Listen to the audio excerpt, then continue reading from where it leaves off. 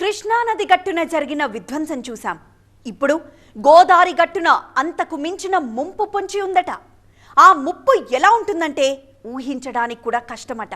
ఇంతకు ఏంటా ప్రమాదం తెలుసుకుందాం ఇవాల్టి బర్నింగ్ టాపిక్లో హాట్గా.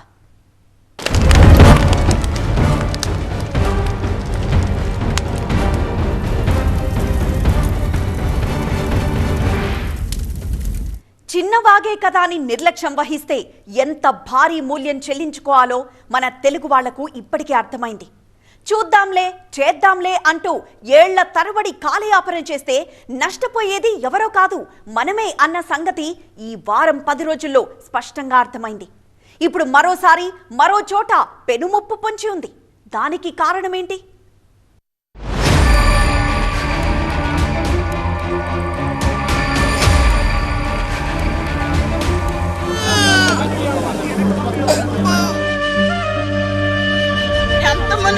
అసలు మమ్మల్ని ఎవరో పట్టించుకోవాలి. చిన్న పిల్లలు ఉన్నారు, అధికారులు ఏం చేస్తున్నారు? అసలు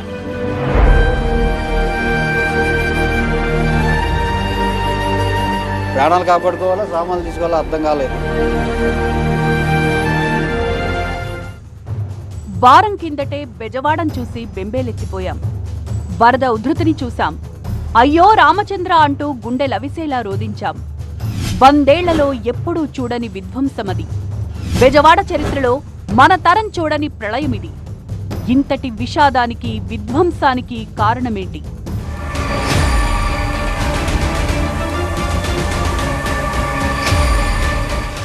వరుణుడి ప్రతాపమా, వరద విధ్వంసమా, బుడమేరు బుసలు కొట్టడమా, వాగులకు గండ్లు పడ్డమా, ఏటి గట్టుకాడా ఇళ్లు కట్టుకోవడమా? వీటన్నింటికీ ఒకటే సమాధానం: ఆక్రమణలు. ఏరుదారిన ఏరును వెళ్లనీయకుండా దాన్ని అడ్డంగా ఆక్రమించుకున్న పాపానికి మనం చెల్లించుకున్న భారీ మూల్యం. ఇప్పుడివే దృశ్యాలు మన తెలుగు నేలపైనే కనిపిస్తున్నాయి. కృష్ణా గట్టుకాడ బెజవాడ ఎలా మునిగిందో గోదారమ్మ చెంత కొన్ని వందల గ్రామాలలా మునిగిపోతున్నాయి. ఇక్కడా బుడమేరు గట్టు తెగడమే. మనం ఏ సరస్సును మన జాతీయ సంపదగా భావిస్తున్నామో, ఏ సరస్సును చూసి మనం గర్వంగా తలెగరేస్తామో ఆ సరస్సే కొల్లేటి సరస్సు. ఇప్పుడది ప్రకృతి నిలయంగా లేదు, వరద విధ్వంసానికి ఆనవాలుగా మారింది. ఎస్, బెజవాడకు పట్టిన ప్రమాదమే ఇప్పుడు కొల్లేటి లంక గ్రామాలకు పట్టుకుంది. బుడమేరు వాగు ఉధృతికి బెజవాడ మునిగితే అదే వాగు ఉధృతికి కొల్లేరు గట్టు కూడా తెగింది. చుట్టుపక్కల 94 గ్రామాలను ముంచేసింది. ఒకప్పుడు కొల్లేరంటే ఎలా ఉండేది? ఇంత సుందర దృశ్యాలు మన తెలుగు నేలపై ఉండే చోటు ఒకే చోటు, మన కొల్లేరే కదా. కృష్ణా గోదావరి జిల్లాల మధ్య పరుచుకున్న కొల్లేరు సరస్సు అటు వలస పక్షులకు ఇటు ప్రకృతి ప్రేమికులకు స్వర్గధామం. ఏటా విదేశాల నుంచి అతిథులుగా వచ్చే వేలాది పక్షులు ఆ సరస్సుకి కొత్త అందాల్ని తీసుకొస్తాయి. ఆసియాలోనే అతిపెద్ద సహజ సిద్ధమైన మంచినీటి సరస్సు. అలాంటి కొల్లేరు ఇప్పుడు కునారిల్లిపోయింది. సరస్సు చుట్టూరా వరద చుట్టుముట్టడంతో చుట్టుపక్కల లంక గ్రామాలు విలవిల్లాడుతున్నాయి. ఒకవైపు బుడమేరు, మరోవైపు తమ్మిలేరు కొల్లేరులో కలవడంతో ఊహించని విధంగా కొల్లేరు ఉధృతంగా ప్రవహిస్తోంది. లంక గ్రామాలకు వెళ్లే రహదారులన్నీ వరద నీటితో మునిగిపోయాయి. దీంతో రాకపోకలు పూర్తిగా స్తంభించిపోయాయి. ఒకసారి ఏరియల్ వ్యూ చూడండి. చుట్టూ చెరువులు, మధ్యలో చిన్న ఊరు, అదే కొల్లేరు. ఇవన్నీ చేపల చెరువులు. ఇప్పుడీ రొయ్యల చెరువులు వరద నీటిలో మునిగిపోయాయి. ముఖ్యంగా కొల్లేరు లంక గ్రామాలైన పత్తికోళ్ల లంక, గుడివాడ లంక, మండుకోడు గ్రామాలను ఆనుకుని కొల్లేరు ప్రవహిస్తుంది. లంక గ్రామాల్లో ప్రజలు ప్రమాదమని తెలిసినా చేసేది లేక నాటుపడవలతో రాకపోకలు సాగిస్తున్నారు. ముఖ్యంగా కైకలూరు, ఏలూరు ప్రధాన రహదారిపై కొల్లేరు 3 అడుగులకు పైగా ప్రవహించడంతో వాహనాల రాకపోకలను నిషేధించారు. కొల్లేరులో భారీ వరద అనేది చేరింది. దీని కారణంగా కైకలూరు నుండి ఏలూరు వెళ్లే ప్రధాన రహదారిపై సుమారు 5 అడుగుల మేరకు వరద ఉధృతంగా ప్రవహిస్తుంది. ప్రజల క్షేమాన్ని దృష్టిలో పెట్టుకుని మా అధికారులు ఈ రహదారిపై ఎటువంటి వాహనాలు రాకపోకలను నిలిపివేయడం జరిగింది. ముఖ్యంగా ఈ కష్టాలకు కారణం వరద ప్రవాహానికి అడ్డుగా గుర్రపు డెక్క, చెత్తా చెదారం ఉండడమే అంటున్నారు స్థానికులు. కాయకలూరు మండలం ఆటపాక పక్షుల కేంద్రం నుంచి ఏలూరు రూరల్ మండలం దారి వద్ద నాగరాజు డ్రైన్ పొంగి పొరలడంతో పక్షుల కేంద్రం చెరువుగట్టుపై నుంచి వరద నీరు ప్రవహిస్తోంది. కొల్లేరు వరద బారి నుంచి తమను కాపాడాలని, వరదకు అడ్డుగా ఉన్న గుర్రపుడెక్క, తూడు, చెత్తా చెదారాన్ని తొలగిస్తే వరద నీరు ఎటువంటి అడ్డు లేకుండా ముందుకు వెళ్తుందనేది కొల్లేటి వాసుల మాట. ప్రస్తుతం పెద్ద ఇడ్లగాడి వద్ద కొల్లేరు నీటి మట్టం 3.3 మీటర్లలో ప్రవహిస్తోంది. అది 3.5 మీటర్లకు చేరుకుంటే చుట్టుపక్కలున్న కొల్లేరు లంక గ్రామాలు పూర్తిగా మునిగిపోయే ప్రమాదం ఉంది. ఇప్పటికే చంద్రయ్య, బుడమేరు, మోటూరు, నెహ్రాలి డ్రైన్లు కొల్లేరులో కలుస్తున్నాయి. పెద్ద ఇడ్లగాడి వద్ద యుద్ధ ప్రాతిపదికన జేసీబీలతో తూడు, గుర్రపుడెక్క తొలగిస్తున్నారు. అయినా మరో 2 రోజుల వరద ఉధృతి ఇలాగే ఉంటే పరిస్థితి చేయి దాటే ప్రమాదం ఉందని స్థానికుల్లో ఆందోళన వ్యక్తమవుతోంది. ఇడ్లగాడి దగ్గర కొల్లేరు నీటి మట్టం వచ్చేసరికి 3.3 మీటర్లు చేరుకుందండి. ఇది 3.5 మీటర్లు చేరుకుంటే దాని చుట్టుపక్కల ఉన్న కొల్లేటి గ్రామాలన్నీ ముప్పుకు గురవుతాయండి. ఇప్పటికే అవన్నీ రోడ్ల మీదకు చేరుకున్నాయి. పెద్దడ్లగాడి దగ్గర పై పక్క వచ్చేసరికి మా డ్రైన్లు చంద్రయ్య, బుడమేరు, మోటూరు మరియు నెహ్రాలి మురుగు కాలువలు వచ్చి చేరుతాయండి. ఆ పైనుంచి వచ్చే వరదంతా వచ్చి ఇక్కడ పెద్దడ్లగాడి దగ్గర చేరుతుంది. పెద్దడ్లగాడి దగ్గర మేము యుద్ధ ప్రాతిపదికం కింద 2 మిషన్లు పెట్టి, ప్రొక్లైన్లు పెట్టి తూడు, గుర్రపుడెక్క తొలగించడం జరుగుతుందండి. ఇంకా ఈ వరద ఒక 2 రోజులు ఇలాగే కొనసాగుతుంది అనుకుంటున్నాం. అది 3.5 మీటర్లు చేరుకుంటుందని అనుకుంటున్నామండి. కొల్లేరు మరింత ఉగ్రరూపం దాలిస్తే చుట్టుపక్కలున్న 94 గ్రామాలు మునిగిపోతాయి. మామూలుగా కొల్లేరు సరస్సు 64 కిలోమీటర్లు ప్రయాణం చేసి ఉప్పుటేరు ద్వారా సముద్రంలో కలుస్తుంది. కానీ ఉప్పుటేరు పరిస్థితి ఏమైనా బాగుందా?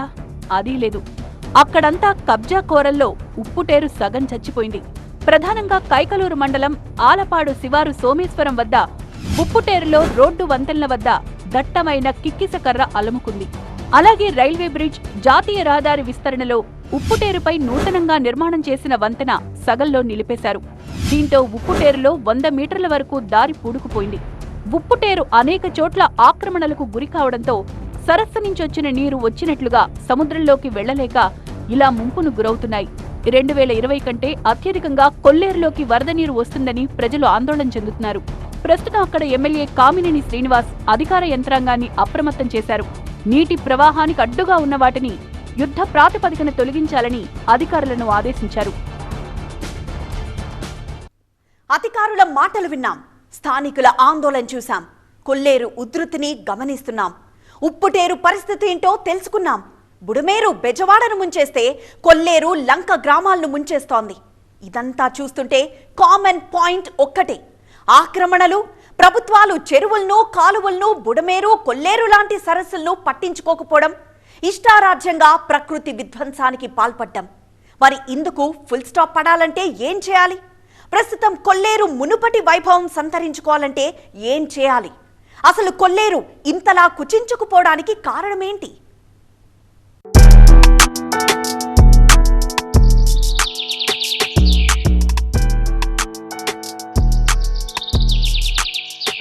ఏలూరు, పశ్చిమ గోదావరి జిల్లాల్లో 12 మండలాల పరిధిలో 2,22,300 ఎకరాల్లో కొల్లేరు సరస్సు విస్తరించింది. కొల్లేరు పరిధిలో మొత్తం 122 గ్రామాలున్నాయి.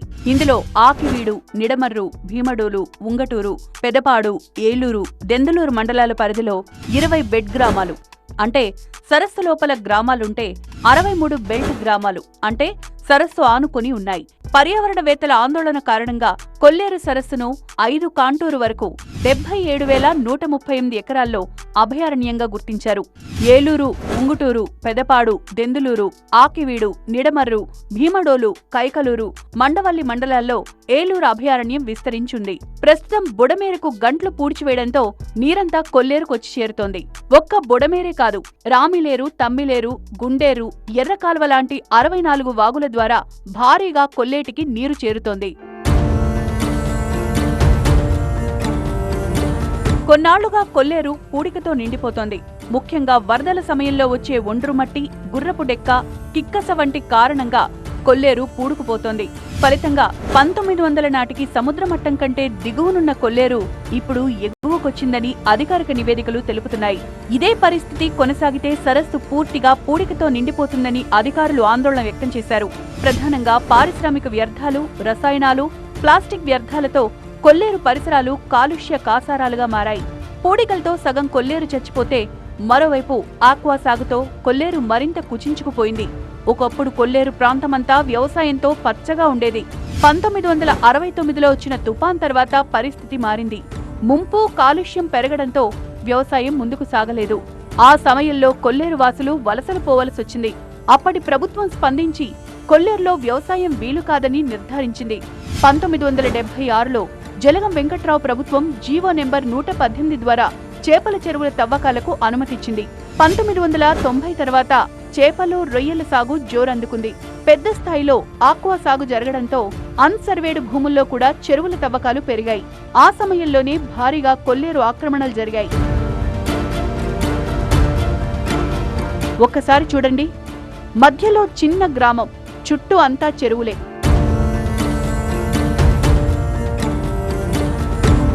సహజ సిద్ధంగా జరగాల్సిన చేపల పెంపకం ఆక్వా సాగు చొరబడ్డంతో కొల్లేరు ముఖచిత్రమే మారిపోయింది. ఆక్వాలో ఆదాయం దండిగా ఉండడంతో ఇబ్బడి ముబ్బడిగా రొయ్యల చెరువులు తవ్వేశారు. ఒకప్పుడు కొల్లేరు నీరు తాగి బతికిన స్థానికులకు ఇప్పుడు మంచినీటికి దిక్కు లేకుండా పోయింది. ప్రస్తుతం తాగునీరు కావాలంటే 18 కిలోమీటర్ల నుంచి వేసిన పైప్ లైన్ ద్వారా రావాల్సిందే. అయితే 1999, 2004లో అప్పటి ప్రభుత్వాలు ఆపరేషన్ కొల్లేరు చేపట్టింది.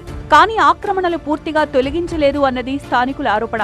కొల్లేరులో 5వ కాంటూరు నుంచి 3వ కాంటూరుకి కుదించాలని స్థానికులు చాలా కాలంగా కోరుతున్నారు. 2015లో చంద్రబాబు ప్రభుత్వం అసెంబ్లీలో కాంటూరు కుదింపు కోసం తీర్మానం కూడా చేసింది.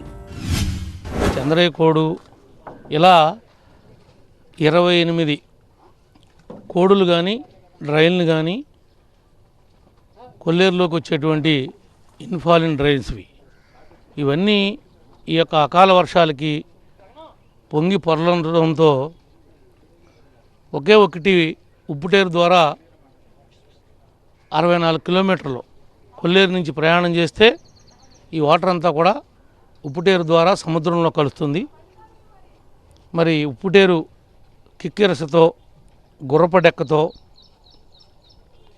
తూడుతో బలిసిపోవటం వల్ల గత పాలకులు మెయింటెనెన్స్ చేయకపోవటం వల్ల పెదపాడులో ఉన్నటువంటి గోగుంట, కొనికి, రాళ్లపల్లి వారుగుడు, కడింకుంట, ఎస్కొత్పల్లి ఇలా కొన్ని గ్రామాలు కూడా పెదపాడులో కూడా ముంపు బారిన పడినాయి.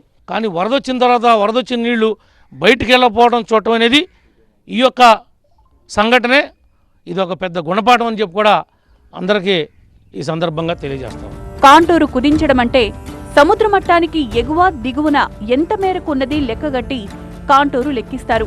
ప్రస్తుతం కాంటూరు 5గా ఉన్న కొల్లేరు పరిధిని కాంటూరు 3కు కుదిస్తే సుమారుగా 40,000 ఎకరాల భూమి సాగులోకొస్తుంది. తద్వారా స్థానికులకు ఉపాధి లభిస్తుందన్నది రైతులు చెబుతున్నారు. కొల్లేరు సమస్యపై ఇప్పటికే ప్రభుత్వాలు పలు కమిటీలను నియమించాయి. కొల్లేరు కాంటూరు పరిధిలో 84,000 ఎకరాల భూమి ఉంది. అందులో 18,000 ఎకరాలు ఆక్రమణకు గురైనట్లు తెలుస్తోంది. 2019 నుంచి ఏటా సగటున 2,000 ఎకరాలు ఆక్రమించుకుంటున్నారన్న ఆరోపణలున్నాయి. ఏలూరు పరిధిలో పత్తికోళ్లలంక, పైడి చింతపాడు, మహేశ్వరపురం ప్రాంతాల్లో భారీగా ఆక్వా సాగు జరుగుతోంది. మండవల్లి, కైకలూరు, భీమడోలు మండలాల్లోనూ ఇదే పరిస్థితి. బుడమేరు ద్వారా వచ్చే నీరు, కొల్లేరులోకి వచ్చే నీరు ఉప్పొంగి బాగా ఇబ్బంది పడే పరిస్థితి వల్ల ఇలాగే కొనసాగితే 2-3 రోజుల్లో కొల్లేరులో ఉన్న చుట్టుపక్కల గ్రామాల్లో ఉన్న గ్రామాలు ఖాళీ చేసి బయటకు వెళ్లాల్సిన పరిస్థితి ప్రజలు. దీనిపైన సత్వరమే అధికారుల్ని ఆదేశించి దానిపైన తగు చర్యలు తీసుకోవాల్సిన బాధ్యత ప్రభుత్వాలకు ఉంది. అదేవిధంగా ఈరోజు బుడమేరు దగ్గర పైనుంచి కింద వరకు ఎవరి వ్యక్తిగత స్వార్థ ప్రయోజనాల కోసం వారు ఆక్యుపై చేసుకోవడం వల్ల ఈరోజు ఈ ముంపు బారిన పడే పరిస్థితి ఏర్పడుతుంది. కాబట్టి ఇక్కడో ఇమేజ్ చూడండి. చూస్తుంటే ఏదో పంటలా కనిపిస్తోంది, కానీ అది పంట కాదు. కొల్లేరులో ఏళ్లుగా తొలగించని తూడు, గుర్రపు డెక్క.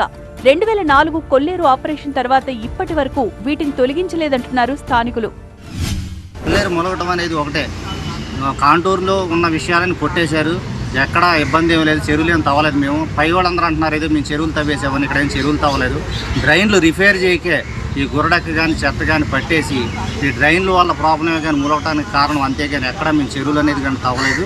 ఇప్పటికైనా ఆ కాలువలు తవ్వడానికి పర్మిషన్ ఇస్తే ఇటువంటి ముప్పు రాకోకుండా ముందు చర్యలు తీసుకోవడానికి మంచిగా జరుగుతుందని కోరుకుంటున్నాం. మన కొల్లేరులో ఉన్నటువంటి ప్రధానమైన డ్రైన్లన్నీ కూడా మళ్ళా ఎప్పుడైతే పాత డ్రైన్లు ఏమో నోటిఫైడ్ గజెట్లో ఉన్న డ్రైన్లన్నీ కూడా మళ్ళా కనుక తవ్వినట్లయితే వచ్చేటువంటి వరద నీరంతా కూడా కొల్లేరు ప్రాంతం నుంచి సముద్ర మార్గంలో వెళ్ళడానికి బాగుంటుంది.